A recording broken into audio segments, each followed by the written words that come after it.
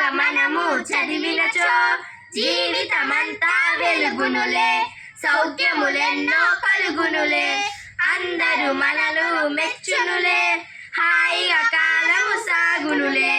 చక్కగా మనము చదవాలి, జీవితమంతా వెలుగునులే, అందుకే మనము చదవాలి, పేరును చక్కగా తేవాలి, ఊరికి పేరును తేవాలి, సుఖములు మనకు కలగాలి, అందరి మెప్పును పొందాలి.